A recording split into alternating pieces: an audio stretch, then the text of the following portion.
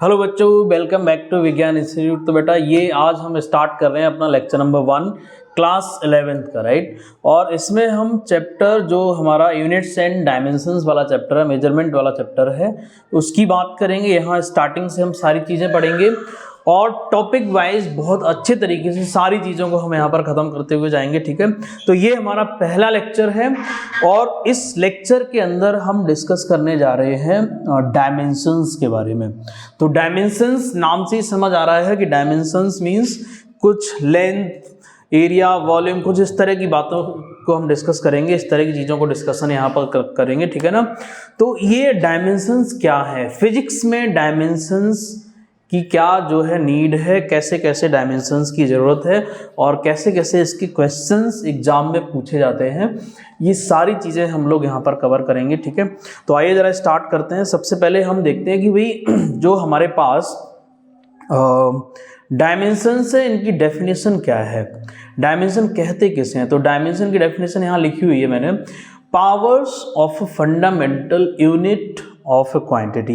एक क्वांटिटी है आपके पास कोई भी, जैसे एरिया हो सकता है, स्पीड हो सकती है, वेलोसिटी हो सकती है, या मे बी कुछ भी और क्वांटिटी हो सकती है। तो उसकी जो फंडामेंटल यूनिट हो, फंडामेंटल यूनिट का मतलब समझ आ रहा है, जो फंडामेंटल क्वांटिटीज के टर्म में या फिर जो हमारी फंडामेंटल क्वांटिटीज हैं उनकी यूनिट्स के टर्म में। फंडामेंटल क्वांटिटीज कौन कौन सी हैं, लेंथ, मास, टाइम, ठीक है ना, temperature, current, luminous intensity, amount of substance, ये हमारी 7 फंडामेंटल क्वांटिटीज हैं एमकेएस सिस्टम, एसआई सिस्टम में।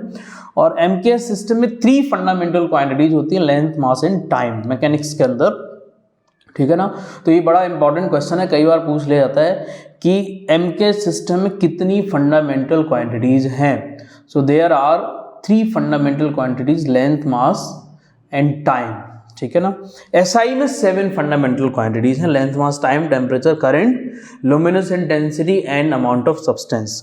तो अगर हमने किसी भी क्वांटिटी का जो है फंडामेंटल यूनिट निकाला, जैसे यहाँ मैंने लिखा हुआ एरिया, तो एरिया को हम क्या लिखेंगे, length into width, length into breadth. तो लेंथ का फंडामेंटल यूनिट क्या है, मीटर, इस वृत्त का भी मीटर, इन दोनों का मल्टीप्लाई करा तो मीटर स्क्वायर आया। तो ये जो स्क्वायर है, मतलब ये जो 2 पावर है, इसको हम क्या कहते हैं, डायमेंशन कहते हैं। ये जो 2 है, it is the dimension of area, right.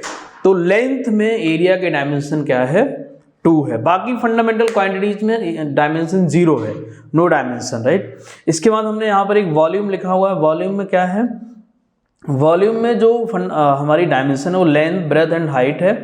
तो यहाँ पर ये मास, मीटर, मीटर, मीटर, तीनों का क्यूब करेंगे तो ये हमारा मीटर क्यूब बन गया। इट मीन्स इसकी लेंथ में जो डायमेंशन है वो 3 है। वॉल्यूम की लेंथ में कितनी डायमेंशन है, 3 है, राइट।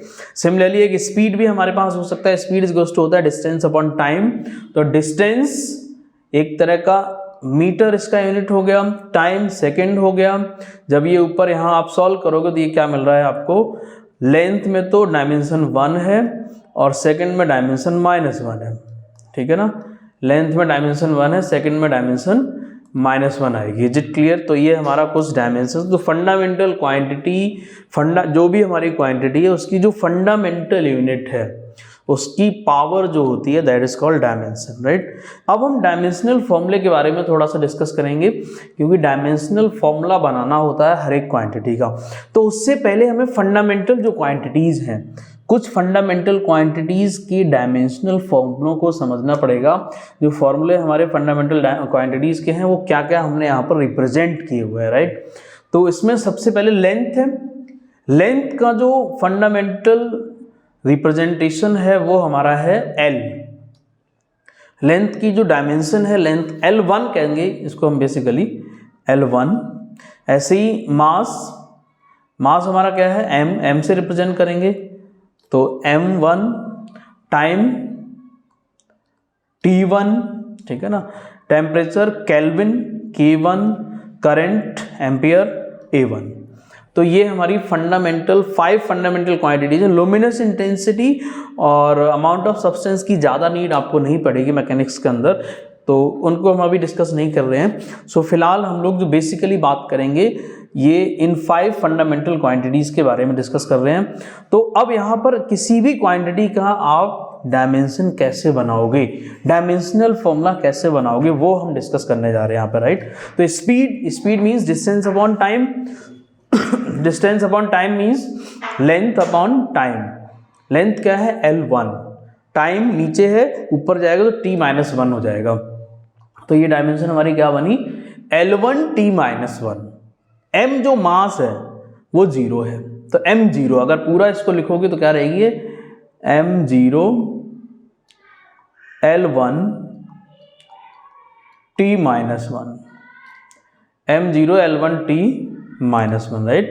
ये हमारी फंडामेंटल क्वांटिटी रहेगी, ठीक है।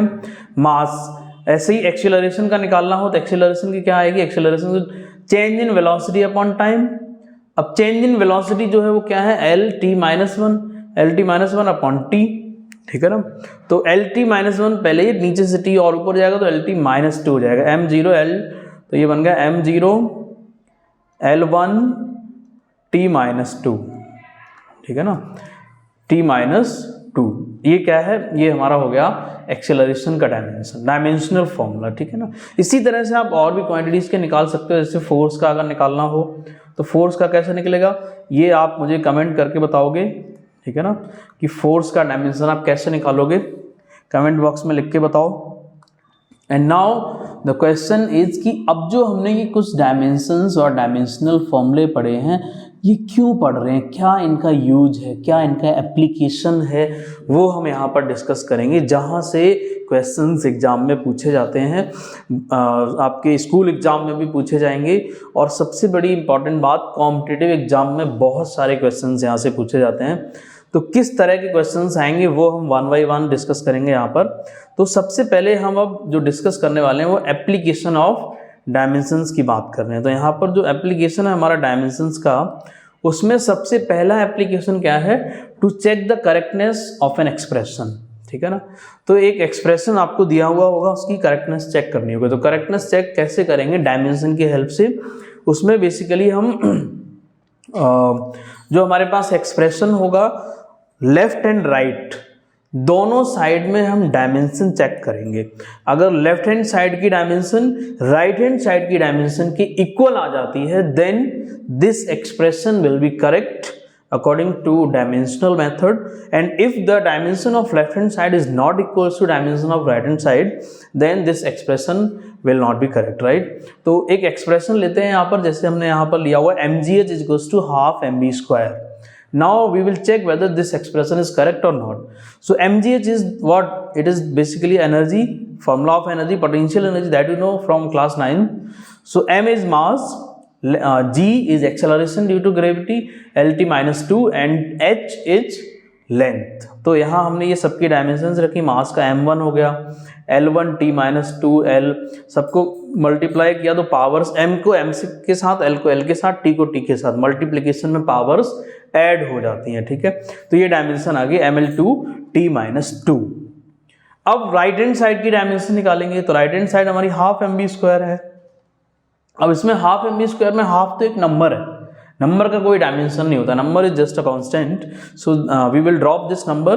Now we will check the dimension of these quantities, mass and velocity. Mass m हो गया, वेलोसिटी LT-1, उसका स्क्वायर भी है, तो ये हो जाएगा L2 t-2, और फिर एक साथ हमने देखा तो ये क्या बन गया, ML2 t-2।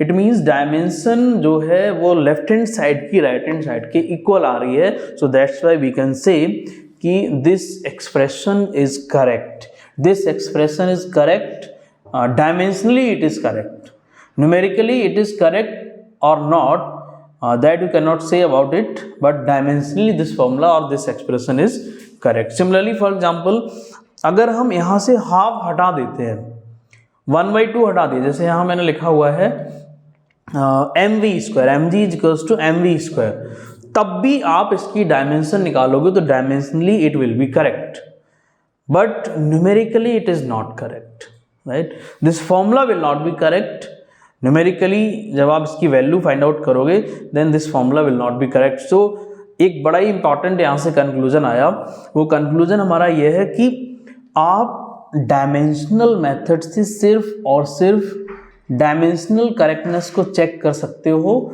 ना कि न्यूमेरिकली वो फॉर्मूला या वो एक्सप्रेशन करेक्ट है ये चेक कर पाओगे। ये आपको चेक नहीं कर सकता, ये जो है डायमेंशनल मेथड से चेक नहीं होगा, राइट। अब हम बात करेंगे नेक्स्ट एप्लीकेशन की।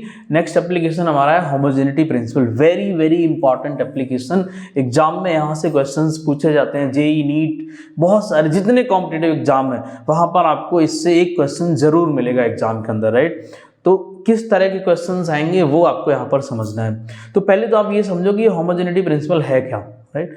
होमोजेनिटी प्रिंसिपल मतलब कि अगर हमारे पास 2 और मोर देन 2 क्वांटिटीज हैं, जैसे स्पीड, एक्सेलरेशन, टाइम, ये 3 क्वांटिटीज हैं, तो आप क्या देखोगे कि स्पीड, एक्सेलरेशन, टाइम तीनों की डायमेंशन डिफरेंट है। तो इन क्वांटिटीज को आप ऐड और सब्ट्रैक्ट नहीं कर सकते हो, ठीक है ना। इन क्वांटिटीज को आप ऐड और सब्ट्रैक्ट नहीं कर सकते हो because they are having different dimensions. So we can add only those quantities whose dimension is similar।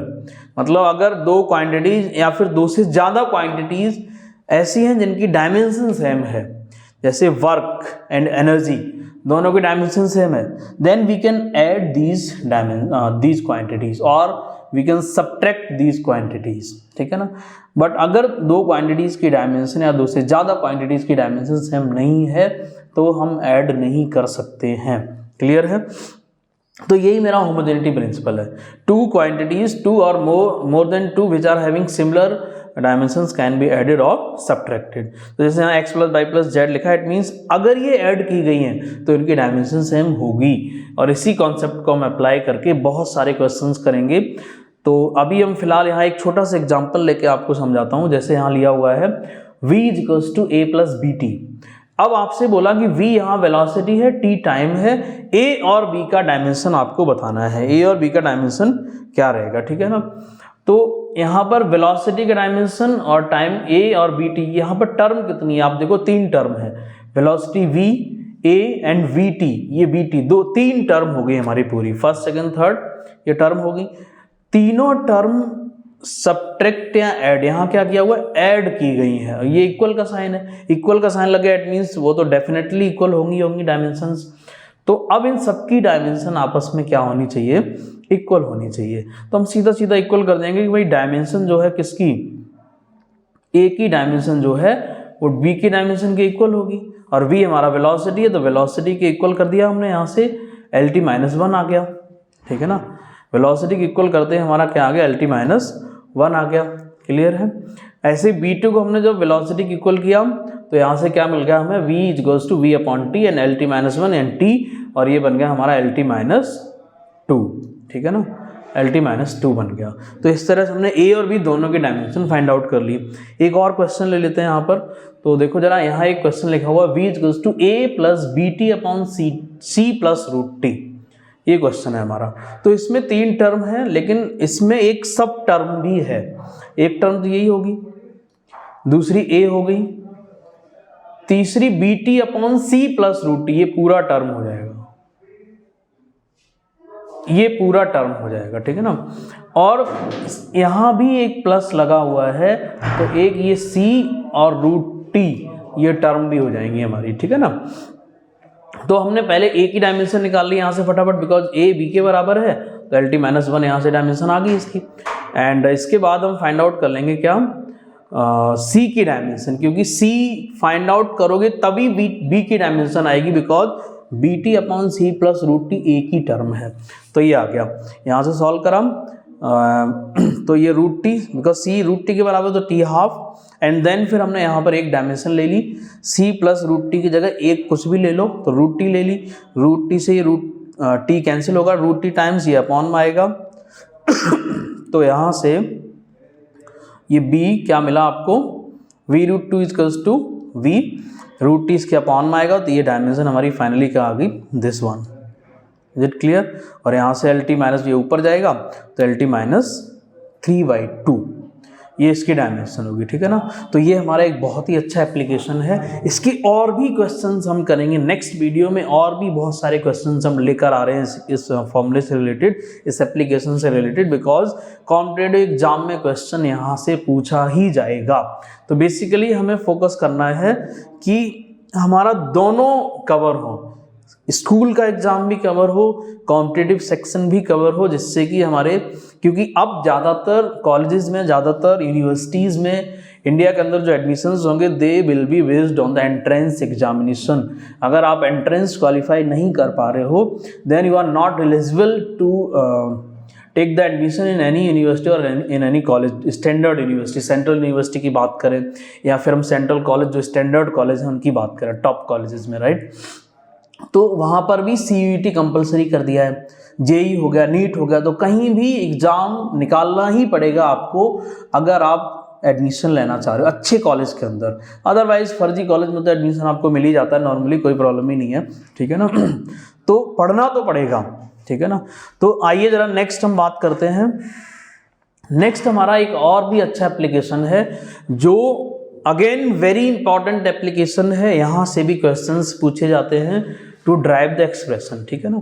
तो एक्सप्रेशन को हम कैसे ड्राइव करेंगे, इसमें क्या होगा, इसमें आपको एक क्वांटिटी का एक डिपेंडेंसी दे दी जाएगी, रिलेशन दे दिया जाएगा कुछ अदर क्वांटिटीज़ पर, और जब ये रिलेशन दे दिया जाएगा तो कैसे हम उसको फाइंड आउट करेंगे कि किस तरह से ये वैल्यूज आप निकालो और ये जो हमारी क्वांटिटी ये कैसे कैसे इस पर डिपेंड कर रही है, ठीक है ना।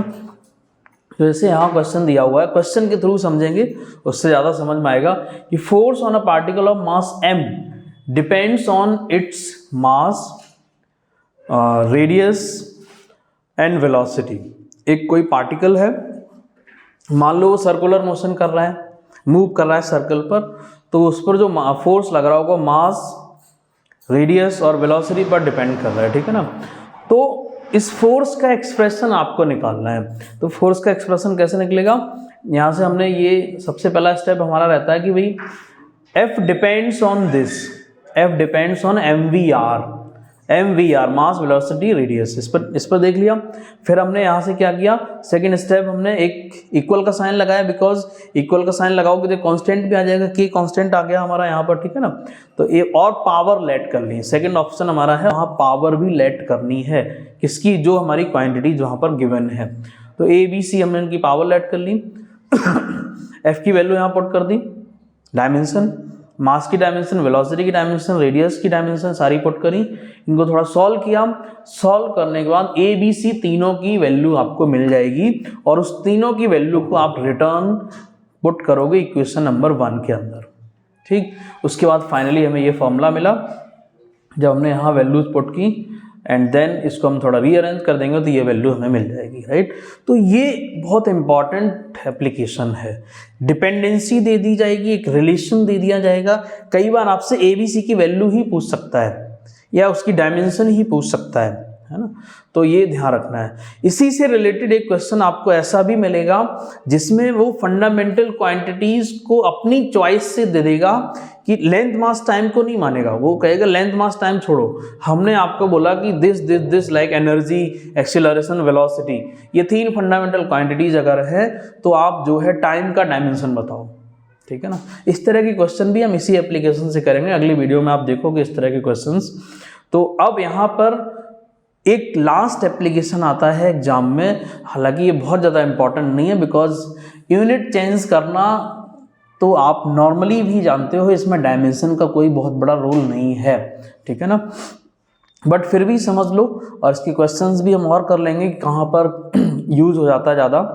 तो how to change the unit using dimension. तो एक फॉर्मूला होता है कि भाई हमें पता है न्यूमेरिकल वैल्यू किसी भी क्वांटिटी की डिपेंड करेगी उसकी यूनिट पर। Numerical value depends on the unit. Unit अगर बड़ी होगी तो न्यूमेरिकल वैल्यू छोटी हो जाएगी, यूनिट अगर छोटी होगी तो न्यूमेरिकल वैल्यू बड़ी हो जाएगी, ठीक है ना। तो वो हमारी इंपॉर्टेंट चीज़ है। तो यहाँ पर हमने देखा कि n proportional u and n u equals to constant, ठीक है ना। n u equals to constant हो जाएगा, n एंड u दोनों का प्रोडक्ट कांस्टेंट है। इट मीन्स 2 यूनिट्स में अगर हम बात करें तो एक यूनिट में उसकी जो वैल्यू होगी N1 U1 हो जाएगी और दूसरी यूनिट में N2 U2, ठीक है ना। तो ये दोनों वैल्यूज हमारी इक्वल रहेंगी, प्रोडक्ट तो इक्वल रहेगा ऑलवेज। तो यहाँ से N2 की वैल्यू आप आराम से निकाल सकते हो, N1 और U1 अपॉन U2। अब U1 U2 यूनिट्स हैं, दो सिस्टम के अंदर डिफरेंट यूनिट्स हैं, इनको हमने यहाँ पुट करेंगे और फाइंड आउट करेंगे कि हमारे किस तरह से क्वेश्चंस होंगे, ठीक है। इसका क्वेश्चन मैं आपको नेक्स्ट वीडियो में कराऊंगा और उसमें सिर्फ यही नहीं और भी बहुत अच्छे क्वेश्चंस लेकर आ रहा हूँ। तो पहले आप इस लेक्चर को कवर करो, देन जो नेक्स्ट वीडियो है उसको ज़रूर देखना। आपका एक क्वेश्चन वहाँ से 100% ऐसा होगा कि एग्जाम में कहीं ना कहीं उसके सिमिलर क्वेश्चन आपको मिलेगा, एक या दो क्वेश्चंस, राइट। तो अभी ये कवर करो वीडियो एंड मिलते हैं नेक्स्ट लेक्चर में। So thank you, have a nice day.